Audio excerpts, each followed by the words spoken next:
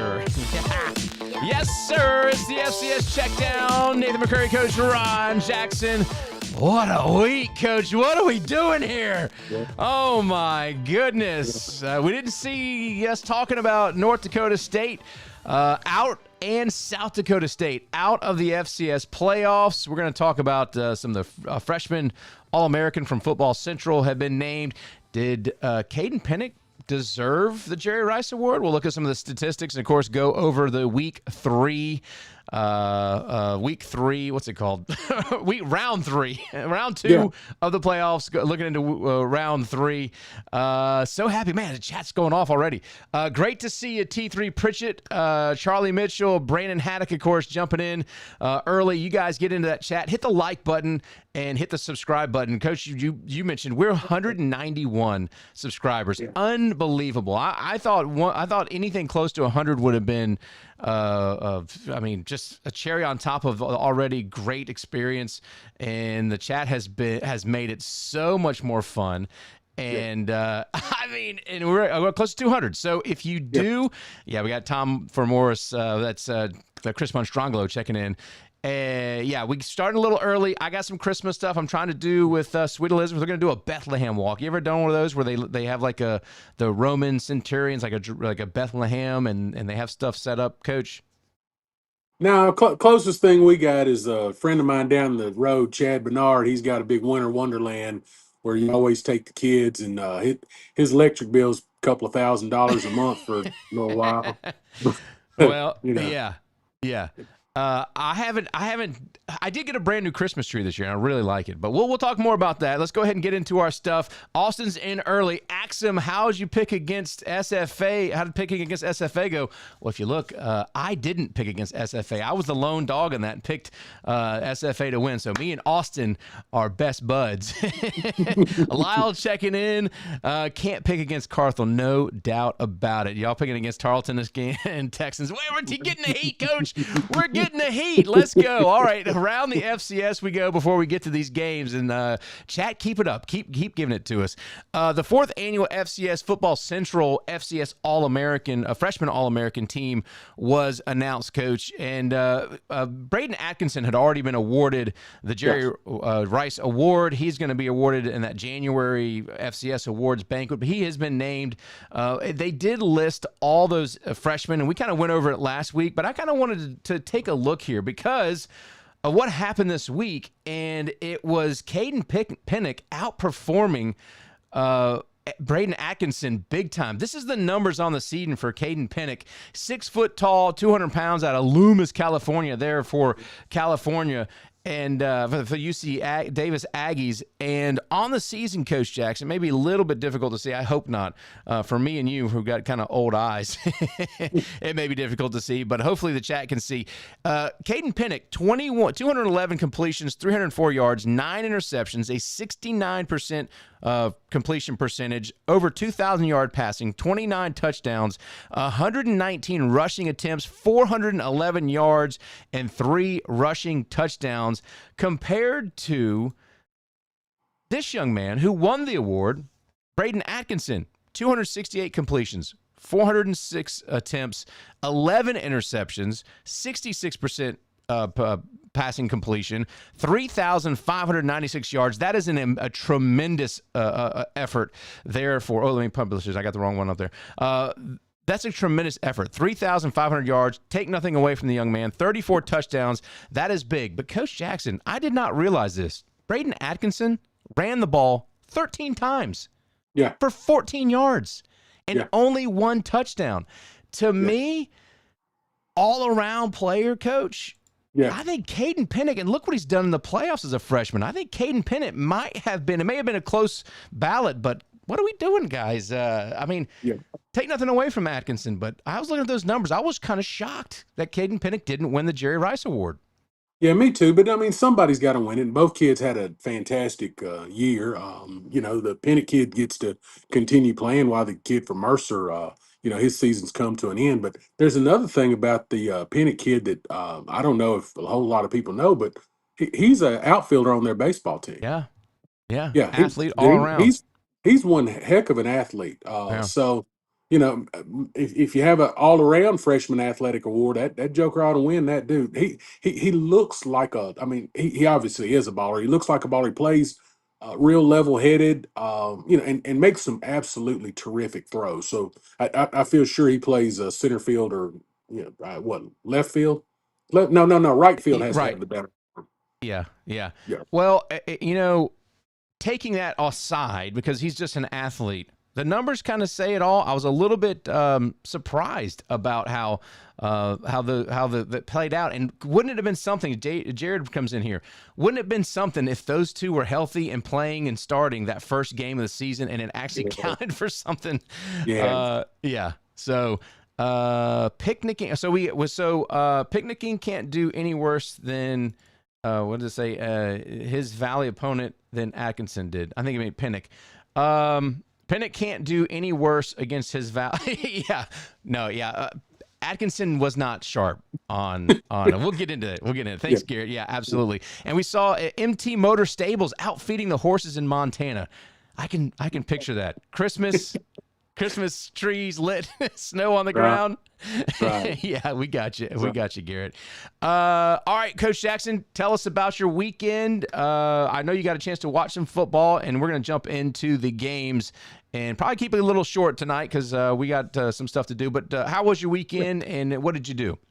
You know, it was good. Anytime the good Lord sees fit to wake me up, I'm having a good day. So Amen. I sat around and watched football. You know, my little mechanism that I use to watch my games is easy to operate and just flip back and forth and back and forth. And, you know, I literally just got in a bunch of good football this weekend. Wonderful. Even on the FBS side, I think Ohio, you know, my Ohio State lost, so my wife was in a little pissy mood. But, you know, other than that, we had a great time. Well, I mean, FCS had some shockers. FBS had some shockers as well. But, you know, there might not have been a bigger shock than our first game we're going to talk about. It was the SWAC Championship, Coach. Prairie View upsets Jackson State 23-21. Cameron Peters, the quarterback there for Prairie View A&M, earned MVP honors, 394 total yards, 2 touchdowns. He threw for, like I said, almost 300 yards, including a 40-yard touchdown to Cameron Bonner, and rushed for a 100-yard score. Prairie View dominated the time of possession, having the ball almost 40 minutes for the game. Give this team a tip of the cap, and their coach. And I didn't mention didn't note his name. Coach, you recall their head coach's name? Yeah, listen, I hate that you even asked put me you on the that spot. because All right, I don't know his name, and I keep calling him Milk Dud. Yeah, and I don't mean no disrespect by that, but so no, Tremaine Jackson. I don't. Yeah, Yeah. He's the sixth Jackson, or I Yeah. guess he'd be the seventh Jackson. Yeah. And dude, and he's a great singer too. Hey, Steve Veit. Hey, thank you so much. Remind us again what FBS school you are supporting. Great to see Kobe out there in the snow. Skiing was great. Yeah, that game was a shocker. Marilyn Bailey also checking in. This is his first-year head coach, Tremaine Jackson, Prairie View A&M. For those of us who remembered that, 3-year span where they didn't win a game? All game, yeah. I mean, and here you go. You come in here, you change. Now, would you change the logo, Coach? Find a way to get a new logo. These things are horrible. They've tried. It doesn't work. These are the two worst logos, I think, in FCS, to be honest with you. But PV said, put some respect on our name. Amen, Maryland's saying. Great job, Coach. Just your thoughts real quick on the SWAC Championship and the Celebration Bowl that's coming. Congratulations to Prairie View. I mean, that guy comes in and just literally changes everything. It tells you the power of a really good coach and a team that's bought in to a really good coach, and they're all pulling the rope in the same direction. And you know, right now, listen, they go into the Celebration Bowl. They could, they could make some noise. Nice. Oh yeah, Steven is an Ohio Bobcats fan. I think we talked about that. Wit with a V. All right, Vit. All right, Stephen Vitt, thank you so much for checking in. And Ohio Bobcats. I think I mentioned it because Marietta, Georgia seems like a pipeline to Ohio at times. But anyway. So this was a big upset. congratulations, Prairie View. We're going to get a chance to watch them play in the Celebration Bowl. Great stuff there out of the SWAC. And it was a good football game. I know. We really get him on should. the show. That'd be a home run. One of the things about those HBCUs is, although they seem to have some money, their staffs are really, really small, and it's really hard to get someone to email you back. And that's kind of what we do, is you got to go through a sports information director, and it becomes tricky. You need to owe them some money. Yeah, definitely. They could call you back. All right, FCS round 2 of the playoffs. Villanova and Lehigh. Lehigh. They're in Lehigh, Pennsylvania. 14-7. Villanova Wildcats eked this one out. A very, very impressive performance there. I thought for Lehigh battled at home. They looked good. I really thought they were going to hold on and win this game, but they could not do it. Villanova was just a little bit too strong, and it was a hard-fought game, Coach. Give it credit to Lehigh all season long, having a great season, but just couldn't get past the Villanova Wildcats. That game was a delight to watch too. But both them teams flat got after it. Lehigh just a couple of turnovers hurt them pretty bad. The Yoder kid at running back, he fumbled and he got hurt. He's out a little bit. But listen, hats off to both those teams. Villanova's got a solid squad.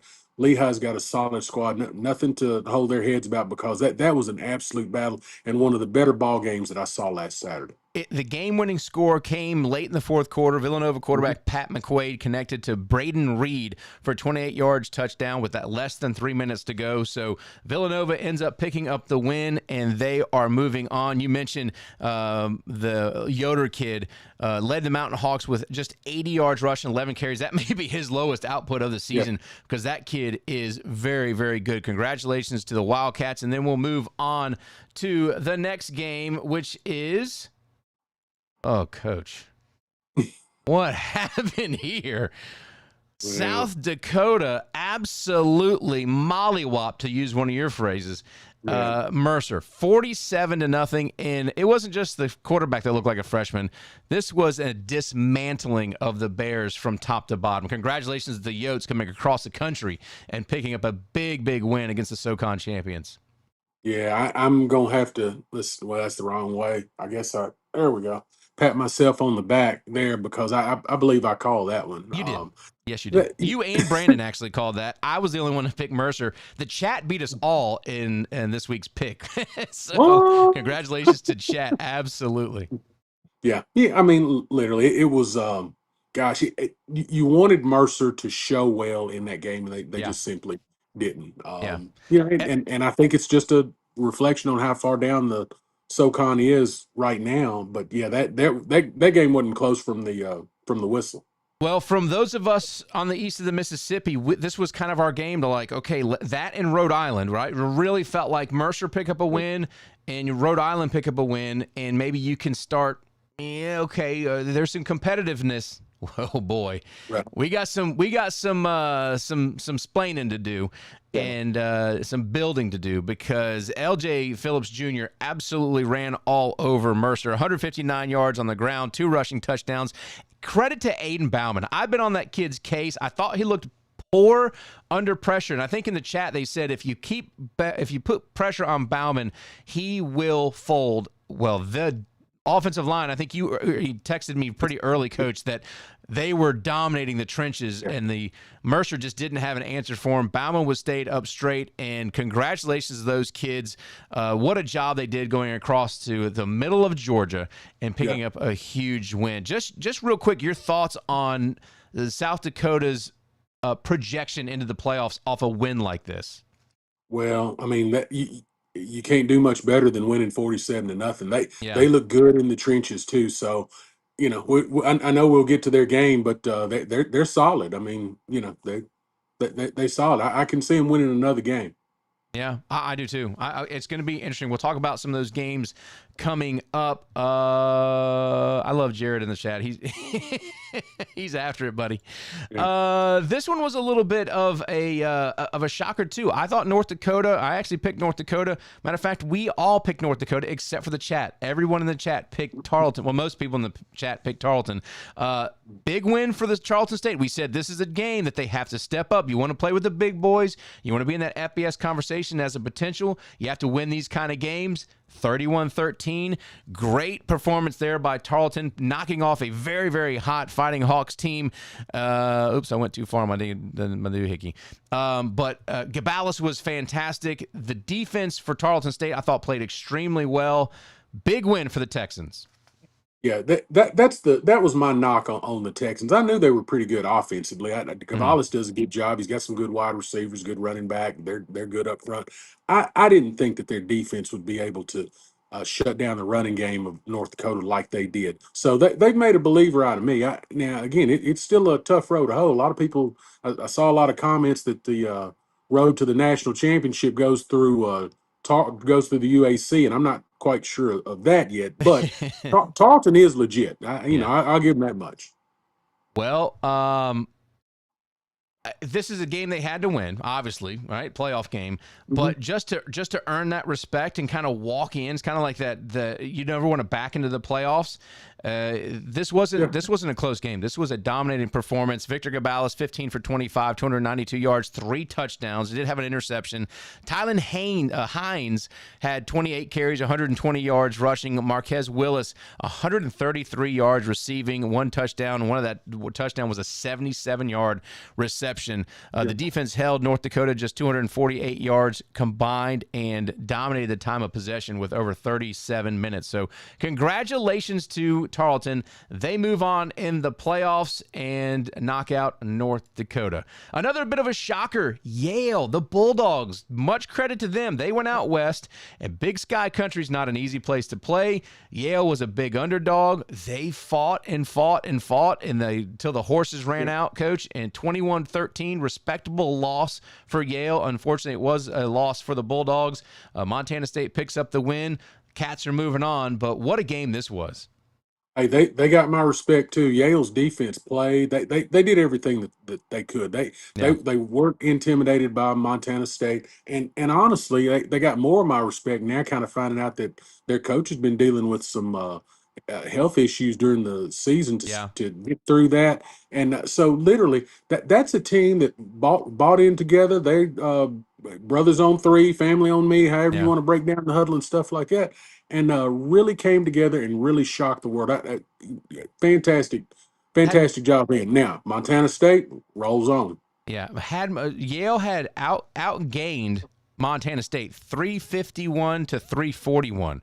Yeah. Big credit to them because that's through the air. They actually became a little bit more balanced against that Montana State defense. Had to be because that defense is legit. There was an incident at the end of the game where the running back there for Montana State seemed to be chattering and talking to some players, and Brent Vegan went over, and then there was this kind of ugly incident. Coach, you kind of showed me a clip of it or sent me a clip of it. We're talking about it.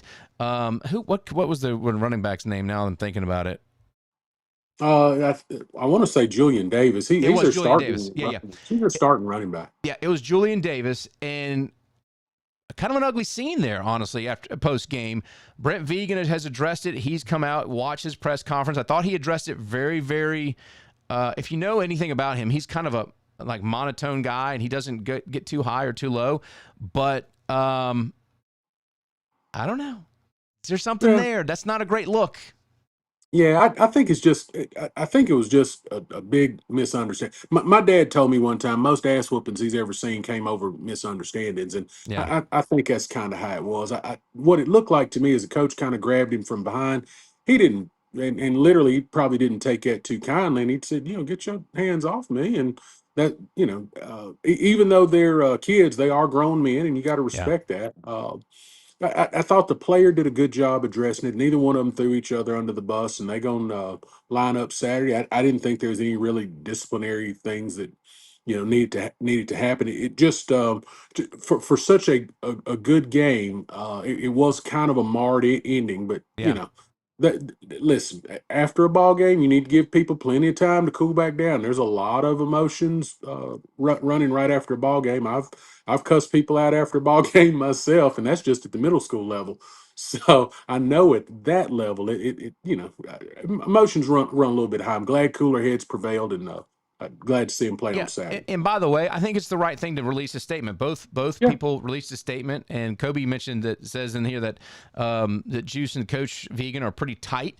When yeah, you have a relationship like that, it can be healthy to have some conflict and yeah, then come out, say your apologies. I didn't mean it to look this way or whatever. yeah, So it could be a good thing. I'm yeah. not saying it's not, but it's just an ugly scene, and unfortunately, it dominated the headlines, Yeah. I in the know national this. media.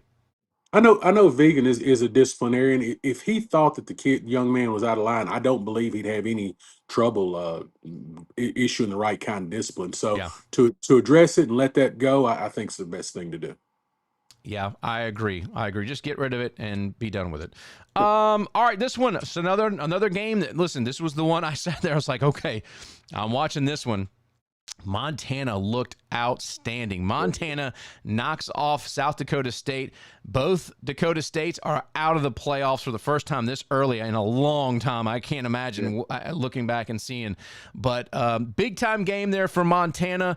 Congratulations. Kelly Ayotte looked extremely well. Eli Gilman ran the football. The defense was super, super strong. Not really a surprise. We all picked Montana to win this one. They're at home. You talked about it's the toughest place to play, and they talked about the volume, the cheers bouncing off those mountains and coming right back, and it kind of doubles the noise.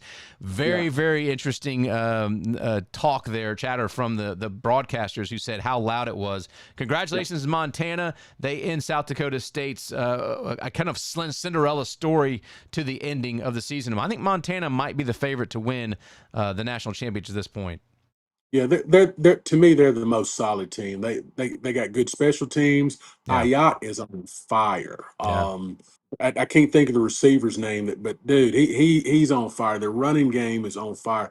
Their defense is playing well. To hold South Dakota State to 29 points, and South Dakota State stuck one in late, I believe, but to hold them to Hey, 29 points with their sorry. quarterback, dude, they're playing good now. As far as the atmosphere goes, I'm gonna challenge the Texans out at Tarleton. They've got the opportunity to put together the same kind of atmosphere that Montana has if they can get their shirts on and get all that together.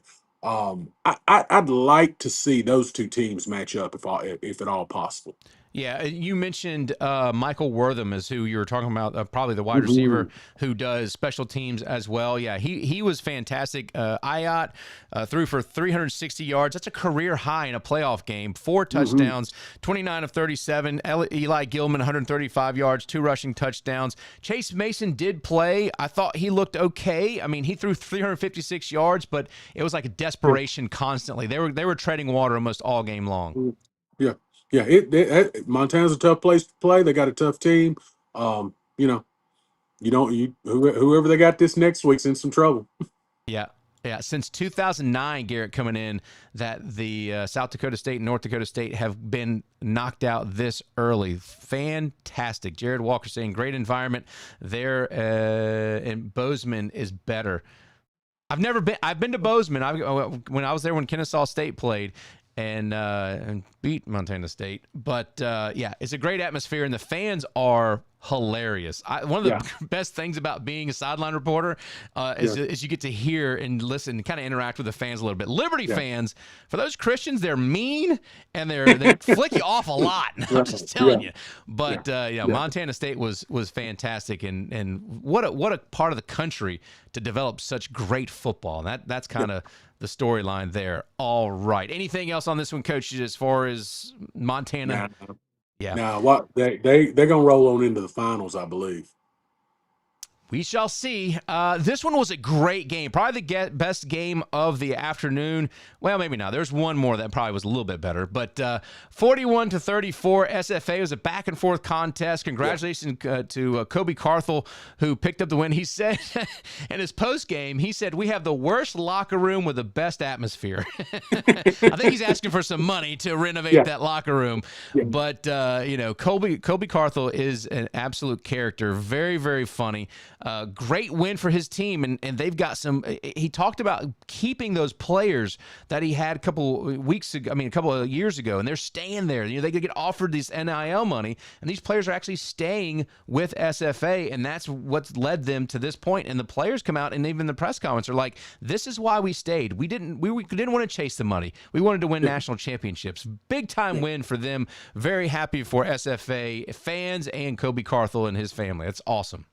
Yeah, he does a great job, and they had a great atmosphere out there too. Yeah, I don't know how many people showed up for the ball game, but it looks like the place was pretty packed, well attended ball game. I think they had over 10,000 there, if I'm not mistaken. Yeah, and dude, their defense came to play. Now I know they give up 34 points, but you got to give Abilene Christian a little bit of credit. But when they needed a stop, they got to stop every single time. And I don't know how many sacks they had or how many quarterback hurries they had, but when they wanted to dial up pressure, it was there and immediate. Their defensive line is something to reckon with. The game was funny because you'd sit there and watch and go, "Oh, SFA's pulling away," and then you'd look back and ACU was leading, and you're like, "Wait a second!" I mean, Abilene Christian really had a great chance to win that game, but credit to SFA. They kept their cool. They did what they had to do and pull out a victory, 41-31. Sam Vidlak, who was nicked up, played the entire game, 357 passing yards. That's a career high for him. 3 touchdowns, no interceptions. Kylon Harris, a wide receiver, had 183 receiving yards and 1 touchdown. And then Jarrell Wimley had 2 rushing touchdowns for the Jacks, Coach. Axum. Hey, dude, and that's a great thing. The one guy comes out, sticks the axe in the little lumber on the field, and then everybody else comes out. What a fantastic tradition that is. The only reason I picked against him is because Coach didn't show up on the show. Well, I mean, we can forgive him a little bit. We can Coach, I'm with you. I was just a little mad that day. That's all. Let me see if I can get this other game in here. My graphics aren't loading the way I want them to. Well, let's just go ahead and talk about it. It was the NDSU and Illinois State game. Coach Jackson, what an unbelievable matchup this was. Tommy Rittenhouse versus Cole Payton, those names that we talked about. Let me get this out of here. And Illinois State picks up the win, 29-28, last second. NDSU had a 14-point lead, remember, in the fourth quarter. This was an Illinois State team that had to fight back in enemy territory and pick up a win. A fantastic job by the Redbirds knocking off NDSU. No one thought they could do it, but they did it. And I mean, the rest is history. Unbelievable job by Illinois State. Yeah, as soon as they score, and literally, I was scared to watch the game. I was turning back and forth. I just, I was scared to watch it. So, but I did watch the last score, and as soon as they put the ball in the end zone, their quarterback turns around and says, "We're going for 2."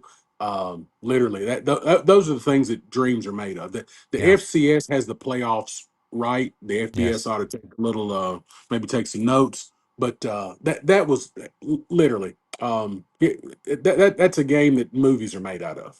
Tommy Rittenhouse, 35 for 52, 249 yards, 3 touchdowns, and he overcame 5 interceptions, Coach Jackson. 5 interceptions. 1 was returned for a touchdown. Daniel Sopkowitz was the hero of the game, receiving 3 touchdowns passes, including 2 in the final 3 minutes of that contest. What a job. Victor Dawson, who we didn't really talk about, but that young man has made a huge impact. Had 137 yards on the ground, 19 carries, including a 69-yard rushing touchdown. Cole Payton had a 78-yard touchdown pass on the first play, but then struggled afterwards, sacked many times. Lots of pressure put on him, and Nathaniel Stalling, the linebacker, a defensive standout, had a 73-yard interception return for NDSU, but it didn't matter. Illinois State found a way to get it done and shocked the world. Unbelievable. Difference between that's what makes Coach Spack, because without Yeah. hesitation he goes for two. If it's me, I'm kicking the extra point. We're going to keep playing because I don't believe in ending ball games early. But for him, there was no question, Yeah. no question, dude. Yeah. That's what makes him him. Yeah, and I think I maybe me and Stephen McKenzie going back and forth, asking like, why did he do that? What's the thought behind that? That's not the smart thing to do, Right. but he did it, got it done, and things went their way, and it got a huge credit. Kind of going through the chat, everyone lowball attendance so they don't have to pay the NCAA. Maybe. We looked at some of the numbers. They were pretty bad last week. Go for two was a killer. Yeah, absolutely, Charlie. Shredville after dark. Shredville is UC Davis location. We're going to talk about UC Davis next. And if it weren't for Rittenhouse interceptions, NDSU would have gotten rolled. Yeah, maybe. Yeah. Coach Spack and Coach Plow got two of the craziest looking mustaches in the FCS football. The loser's gonna have to shave. Yeah, the mustache bowl is what we can call it. Yeah, pretty funny. And then the final game was the nightcap. URI traveling all the way across the country. You can't tell me they did not get the freaking the route because they had to fly across the country as a champion of the CAA to face UC Davis, enemy territory, and UC Davis picked up the win in this one, Coach. I don't know that we were a bit surprised. I certainly was kind of hoping it'd be a good performance, but the final score was 47-26. Rhode Island put up a great fight there in the first quarter, got away from there in the second. Yeah. And you know what? I think Stephen McKenzie even was talking about it Saturday. The uniform combinations for both teams, stellar. Without question, the best that we've seen so far. The helmets for both of them, without question, the best. Rhode Island just run out of gas. Yeah. I mean, like you said, it's a long trip. Yeah, they just run out of gas. Caden Pinnock, 277 passing yards, 5 touchdowns, 99 rushing yards total, 376 all-purpose yards. Jordan Fisher, 140 yards with a 50-yard touchdown run. Samuel Gabato Jr. had 121 yards, receiving 1 touchdown. Rhode Island running back Antoine Littleton Jr. had 123 yards and 2 touchdowns, including a 63-yard run. His second touchdown set a new single-season program record. So congratulations to Antoine Littleton. But it was a Littleton too late, and not a Littleton not enough. And so 47-26 final score. UC Davis moves on, and that's going to be the way it's going to be for the next week, Coach Jackson. We've got, let me see. Yeah, go ahead. Let me say this, Nathan. One thing the NCAA ought to look at, especially when you're making a team travel cross country like that, across a couple of different time zones. Why play the game at 10 o'clock at night? That's what I'm saying. It was like it's like they would not stop kicking them right in the groin every single chance they got. I don't understand it, and I have not watched the guys from Hack City because they're both former Rhode Island players, but I'm sure that they had a little bit to say about this, and they try not to be too one-sided, but this seems a little suspicious. Yeah, that's out there. That's out there. I don't see why they play the game. I'm sure the student athletes from Rhode Island got back at what, 4 o'clock in the morning? Yeah, Maryland's on me about the dad joke. Yeah. Yeah. Well, okay, so we're through the games. Let's go ahead and take a look what we got just real quickly. We won't make our picks. We'll do our picks later in the week. Yeah. We're going to hopefully have another, we're going to try again to bring one of these coaches on and maybe have a special guest to talk about some of this FCS. But on Friday night, December 12th, it's Stephen F. Austin at Montana State. That is at 9 p.m. on ESPN on the big boy there at Bobcat Stadium. Should be a good one. This is if you're an SFA fan, this is the game you want. You go in there and knock off Bobcats at their house, then SFA is back, baby. This is the game that you want if you're a lumberjack. I agree with you. I agree. That's at this point, every game is going to be good. So yeah, I'm looking forward to that, and I'm glad we've got some games on Friday and some games on Saturday. Yeah. Thank goodness. Yeah, because we got the Army Navy this weekend, and listen, I know some of the coaching staff on both sides. So Brian Newberry was the defensive coordinator at Kennesaw State, and just an unbelievable dude and done an unbelievable job. So I'm kind of rooting for Navy. Plus, have you seen their 9 frigate helmets that they've got? Oh my God. Yeah. Let's go. Yeah. Well, we'll talk more about that later. Navy could. I talked to Ken Nadiamato, however you say his last Uh-huh. name. When he was a coach at Navy, he said they could come up with new uniforms and new helmets every game if they wanted to. Yeah. Yeah, they could. And they do a stellar job. Matter of fact, the Air Yeah, Force has had some great ones, Army as well. And yeah, yeah. All right, so that's Friday night. Saturday at noon, we've got Villanova at Tarleton. I think this is a favorable draw for Tarleton.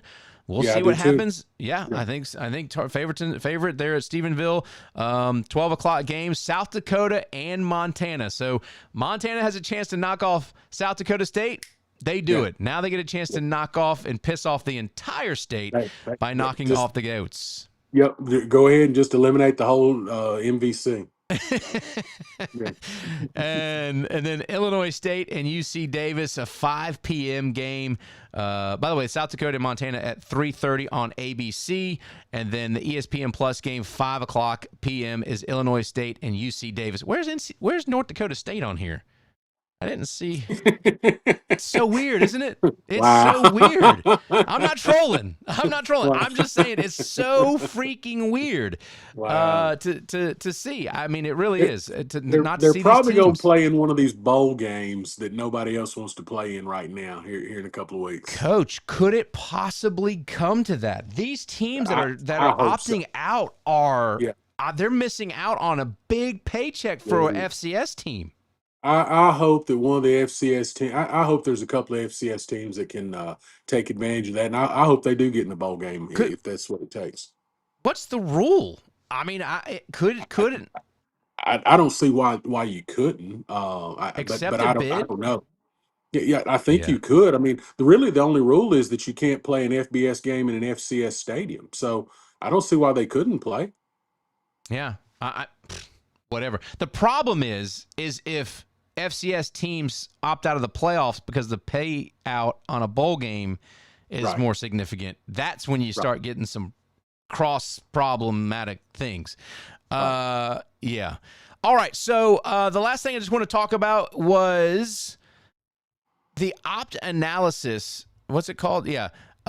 Has come out with a prediction. Opta supercomputer has come out with a Mhm. prediction. Coach Jackson, with 44.5% likelihood to win the national champion, Montana State is the favorite right now to win the national championship. Tarleton, second with 29.7%. Villanova with 12.8%. Montana, 6.9%. 2.9 for UC Davis, 1.5 for South Dakota, 1% for Illinois State, 0.7 for SFA. Kind of a fun thing. I don't trust computers at all, so I throw that out the window. You got to play it on the field, but I thought that was pretty interesting to see that they say Montana State, Tarleton State, the top two teams to have a chance to win the championship. We'll see what happens. Yeah, with Tarleton's strength of schedule, I'm a little surprised that they're that high, especially above Montana like that. But you know what, we'll see. Tarleton's got a chance this weekend to really put themselves on the map. So Yeah. I mean, that is kind of weird though. I would have I would think Montana would have the best chance. Montana State probably having the second best chance. But what do I know? So Garrett comes in. Let Presbyterian and Mercyhurst play a bowl game. What would you call that? What would you call that bowl? The The no one's watching bowl. Presbyhurst, yeah, the one, yeah, yeah, You can't. And I was thinking. So Kennesaw State won the Conference USA championship. Very happy for them. Went to Kennesaw State. The football program is near and dear to my heart. And then as conference champions, you get to go to Myrtle Beach and play the Myrtle Beach Bowl right, versus Western right, Michigan. This is the right, problem. This is the problem. Anyway, right. enough said. Enough said. Coach Jackson, that's a wrap for round number 2. Looking forward to round number 3. What you Yeah. got coming up on the week? What are your thoughts? What's going on? Dude, same thing. We was fortunate. We went up to Richmond last week, and we got to see Ryan graduate. He got So his happy for master's y'all. degree. Dude, we were tickled pink. We spent a lot of money eating out, and then we brought our ass back to the house the next day. It's cold, huh? We're gonna, yeah, it was cold. We're gonna sit around and we're gonna watch a little more football this week. If you need me to, I'll call Prairie View. I'll tell them I'm trying to pay an old bill, and I can get in touch with the athletic department that way. Yeah, there you go. There you go. Maybe See if we maybe can't. get you an interview this week. But Well, no, we've al- dude, we're gonna sit around and we're gonna watch football because it's the most wonderful time of the year. Absolutely, it is. And next show, we're gonna ask ChatGPT to draw a Prairie View a new logo, like we did Jackson State. What is it free? It's free to you. Free for you guys. Anything is better than just the damn alphabet.